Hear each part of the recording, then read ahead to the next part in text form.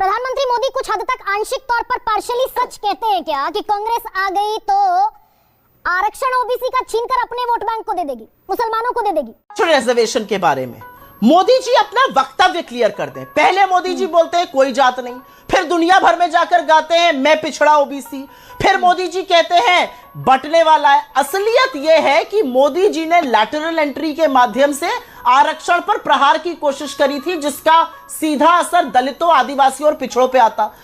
असल बात है कि मोदी जी इस संविधान को, उनके लोग नक्सली सोच से जोड़ रहे हैं। बाबा साहब के संविधान को महाराष्ट्र की धरती उनको माफ नहीं करेगी। ये बाबा साहब का संविधान है, ये पिछड़ों को, आदिवासियों को और दलितों को उनके हक देता है। मेरे प्रधानमंत्री मोदी कुछ हद तक आंशिक तौर पर पार्शियली सच कहते हैं क्या कि कांग्रेस आ गई तो आरक्षण ओबीसी का छीनकर अपने वोट बैंक को दे देगी, मुसलमानों को दे देगी। भाई कर्नाटक में प्रधानमंत्री लगातार कैटेगरी ए प्लस बी का whole square, A square plus B square is equal to plus 2ab, ये जो जोड़ा आपने 2b कहां से जोड़ दिया? 4% सारी मुस्लिम जाति, उसमें शेख भी हैं, उसमें सैयद भी हैं, उसमें सारी अपर कास्ट मुस्लिम बिरादरी है। मैं आपकी शुक्रगुजार हूं कि आज आपने मुझसे सवाल पूछा। बिल्कुल स्पष्टीकरण दे दूंगी कि आइंदा लोग इस तरह का भ्रम ना फैलाएं। मोदी जी जो झूठ बोलते हैं वो सब लोग जानते हैं।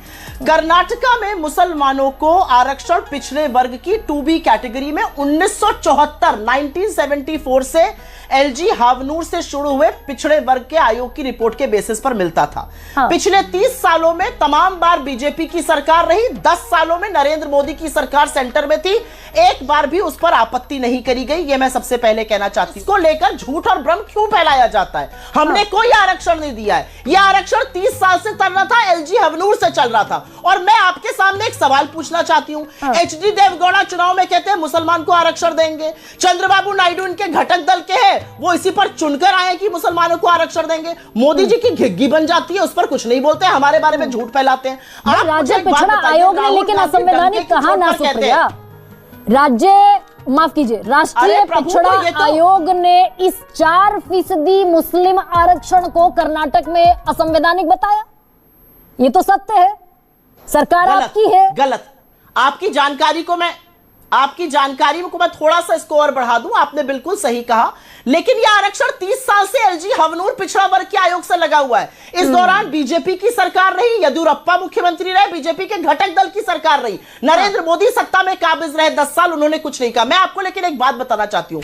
राहुल गांधी 2 बातें कहते हैं। राहुल गांधी कहते हैं जातिगत जनगणना कराइए, और राहुल गांधी कहते हैं 50% आरक्षण की लिमिट को खत्म करेंगे। वक्त एक लहर है, और झारखंड में ये लहर इसलिए है क्योंकि झारखंड के आदिवासी विशेष रूप से हेमंत सोरेन से बहुत निराश है। जिस प्रकार से उन्होंने आदिवासियों को सताया है अपनी भ्रष्ट नीतियों के कारण, और संथल परगना क्षेत्र में तो सबसे ज्यादा प्रताड़ित आदिवासी है, क्योंकि वहां खुली छूट दी गई है बांग्लादेशियों को। तो खत्म, बाय बाय, टाटा।